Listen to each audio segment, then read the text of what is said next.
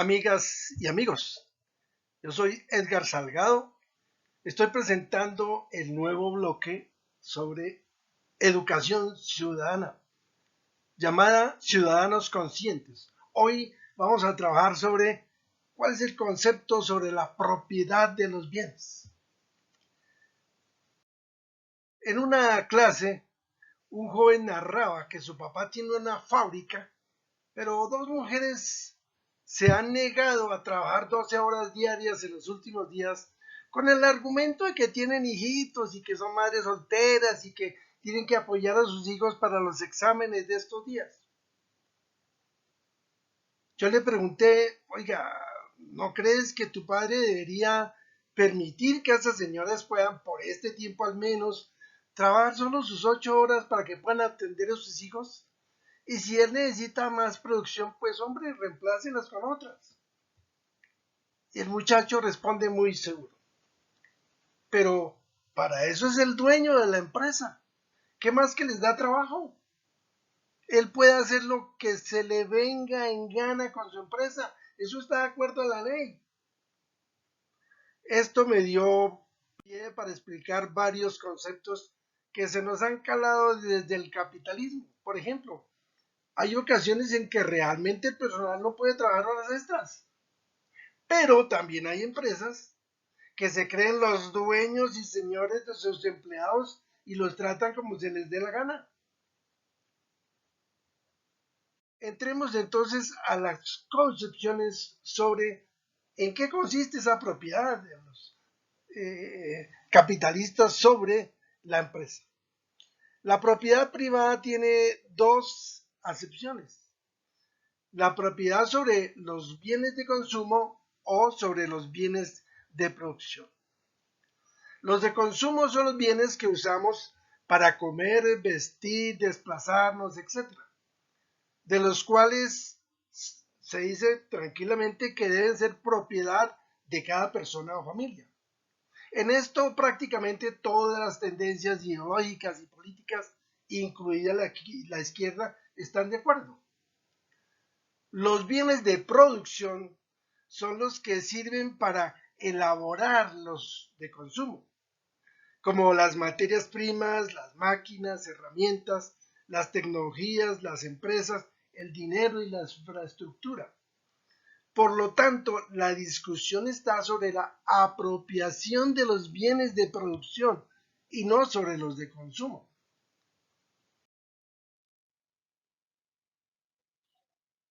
La llamada derecha insiste en que es cada individuo o familia quien debe no solo poseer, sino dominar sus bienes, incluso sin limitaciones, que puede tomar autónomamente todas las decisiones que quiera sin tener que pedirle permiso a nadie, sin fijarse en los precios, en qué características, incluso con qué condiciones para sus compradores. Estos partidos se escudan en la libertad. Aducen que cada dueño de empresa es absoluto, tiene dominio absoluto, sin importar los demás. Insisten en que la libertad debe ser total, es decir, nadie ni el mismo Estado deben tener la posibilidad de limitar, evitar abusos ni encauzar la riqueza de los propietarios. Esto aducen estos partidos. Las derechas son conscientes de que esa total libertad en realidad puede generar desafueros y abusos por parte de los propietarios. Y eso ha sucedido desde siglos hace. Sin embargo, en cabeza de Adam Smith, el padre del teórico, padre del capitalismo, dicen que hay una solución sabia y natural. Smith dice que con base en el egoísmo de los propietarios, hará que estos compitan unos con otros. Y entonces en esa competencia para ganarse a los compradores, se ingeniarían cada vez más formas exitosas de quedarse con el mercado. Y en esa competencia entre unos y otros, los precios tenderán a la baja para poder vender, con lo cual se fortalece, se ayuda a la demanda. De acuerdo con eso, esta libre competencia genera precios bajos y salarios altos. Sin embargo, no sucedió así. El sistema fue denominado como el de la mano invisible, pero los propietarios aprendieron pronto que a través de los monopolios, los oligopolios y los carteles, es decir, si se ponían de acuerdo, eliminaban la competencia y manejaban a su antojo el mercado. Resulta que también en la Biblia encontramos que Dios permite que algunos sean muy ricos y hasta les ayuda a conseguir su riqueza. Recordemos el caso de Salomón y otros. En la parábola de los talentos, por ejemplo, se bendice a los que multiplicaron las riquezas encomendadas y se castiga al que enterró su talento. Y en varios pasajes dice que habrá bendiciones económicas si se obedece a Dios. Esto puede ser cierto, pero también la Biblia se tergiversa. Un conocido predicador, manipulando las palabras de Dios, llegó a afirmar que los ricos son ricos simplemente porque cumplen la ley de Dios y que los pobres son pobres, pues porque viven pecando y Dios los castiga. De esta manera le echan toda la culpa de la pobreza a los propios pobres.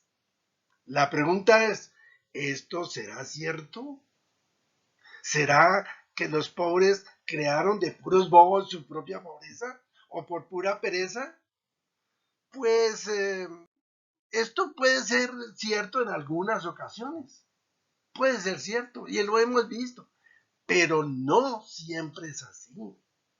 Ustedes han visto cómo en muchos casos hay corruptos que se han hecho millonarios no con base en su bondad y dignidad, sino porque son tramposísimos. Son estafadores, atracan a sus países y a sus clientes. Y también han encontrado que hay muchos pobres que no son pobres por perezosos, que trabajan, pero nunca ganan un salario que les alcance, que no tuvieron nunca estudio, que no les sueltan trabajo porque la pinta no ayuda o porque los desplazan de la tierra que labraban. Ustedes han visto cómo en nuestro país se desplaza a la fuerza a muchos campesinos y a través del engaño. Sin embargo, el pensamiento capitalista ha estirado de tal manera el concepto de propiedad que lo ha convertido en eso, en un libertinaje, una propiedad sin límites. Es decir, se quiere interpretar que la propiedad no tiene límites, que cada uno puede hacer lo que quiera y puede incluso adueñarse del todo si quiere.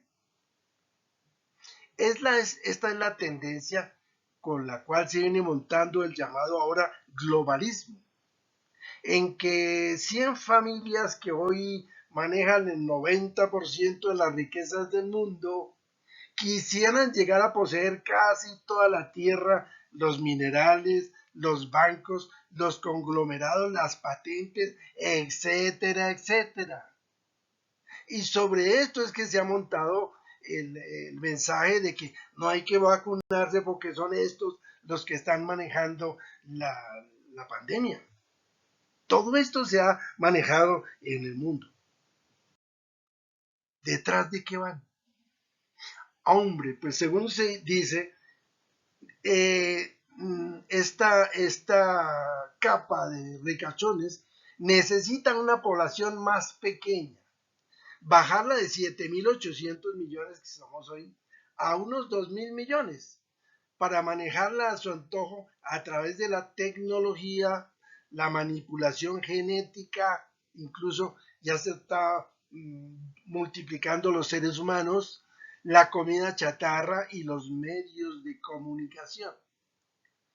Fíjense que en el supuesto de que se apropiaran de todas las cosas, estarían acabando con la libertad de los demás. Estarían, a nombre de la libertad, negando el derecho a los demás de también tener algo para subsistir. Pues creo que nosotros categóricamente debemos afirmar que la libre empresa debe seguir existiendo, no obstante todos esos problemas. Pero somos enemigos de un libertinaje empresarial. Es decir, no puede abusarse de la libre empresa para convertirla en hacer lo que se me dé la gana. Porque resulta que una libre empresa, por un lado, junto a un Estado arrinconado por el neoliberalismo, llaman hoy, sin brazos reales para evitar los abusos, pues necesariamente se produce un resultado, el libertinaje. Y ese libertinaje económico obviamente produce el imperio de los más fuertes y el empobrecimiento de los más débiles. Imperio que trabaja sobre una doble moral, es decir, donde todo vale en aras del crecimiento económico, con lo cual se sigue favoreciendo a unos pocos. Con lo anterior, estructuralmente se está configurando lo que alguien llamó la crisis cíclica, es decir, el estado en que el capitalismo se come a sí mismo y empieza a derrumbarse. Estos días ha aparecido en las redes sociales un aviso, por Dios, Estados Unidos comienza a tener gravísimos problemas en su deuda y en su financiación. ¿En qué consiste la crisis cíclica? ¿Cómo se produce la crisis del sistema económico? Los grandes sectores empresariales llegan a concentrar la mayor parte de la riqueza y simultáneamente los trabajadores ven reducida en forma importante su capacidad de compra. Tienen muchos dólares, hoy nos acaban de llegar muchos más pesos a nuestros salarios mínimos, pero esos ingresos tienen muy poca capacidad adquisitiva, es decir, la demanda se reduce en realidad, aunque tenga más pesos en la mano. Acuérdense el caso de Venezuela. Un plátano hoy vale todos los millones que espere. Es decir, en esta circunstancia, muchas empresas están llenas de productos, generan muchos productos, pero no tienen compradores. Y al no tener compradores, comienzan a llegar a la quiebra, porque han matado la gallina de los huevos de oro. ¿Qué quiere decir? Le han roto la posibilidad de compra a sus clientes. La crisis se complementa con la manipulación de la ley y de la justicia. Ustedes saben, aquí, por ejemplo, las leyes se hacen a la medida de los grandes propietarios para favorecer a sus intenciones. Por eso ellos financian al Congreso completamente. La libertad y la propiedad pueden expandirse, pero tienen un límite: la libertad y la propiedad de los demás. Modernamente, por ello, ha aparecido la figura de la responsabilidad social empresarial. ¿Qué significa esto?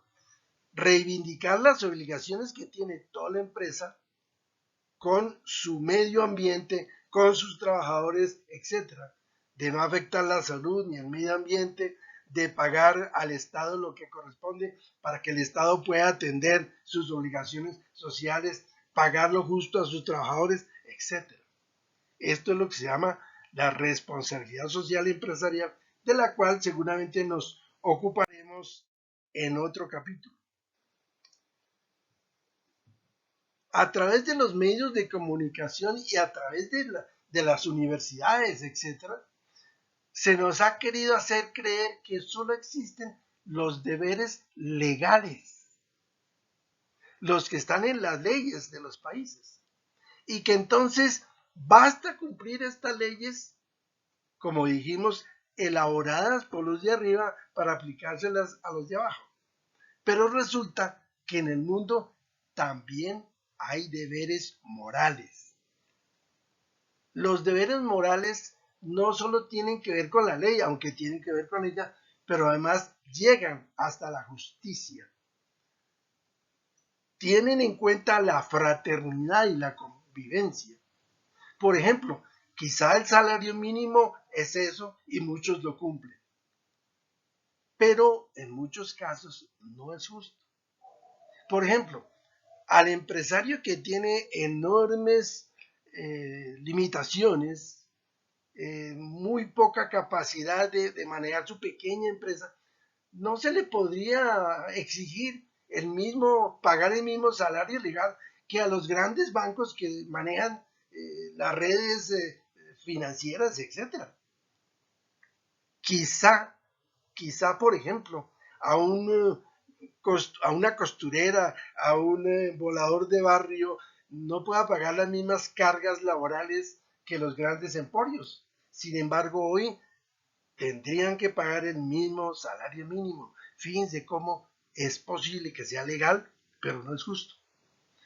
Quizá con buena intención se ha puesto igual para todos, pero véese que llega a ser injusto para algunos y solventes, facilito para otros. Ya en algunos países, e incluso en el nuestro, se ha aprobado la posibilidad de tener 2 o 3 tipos de salarios mínimos para atender estas realidades.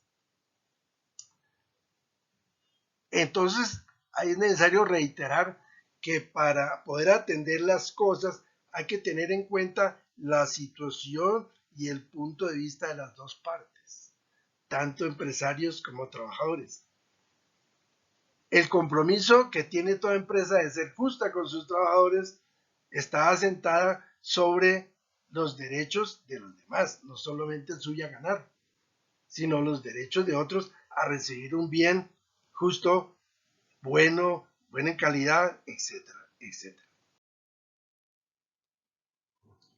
Hay muchas cosas que continuar, pero queremos dejar aquí para poder fortalecer muchas de estas verdades en otras entregas. Sería interesante recibir sus comentarios, sus preguntas a través de los medios que quieran para complementar y responder en las siguientes entregas. Por ahora dejemos esta idea. En Proverbios 11, 24-25 se nos recuerda: los que retienen más de lo justo acabarán en la miseria, ellos o sus familias. Pero a quienes reparten justamente les será añadido. El alma generosa será prosperada. El que sacia a otros será saciado. Pero recuerden, cada uno será tratado como trate a los demás. Hasta pronto, mis queridos compatriotas ciudadanos conscientes. Nos vemos.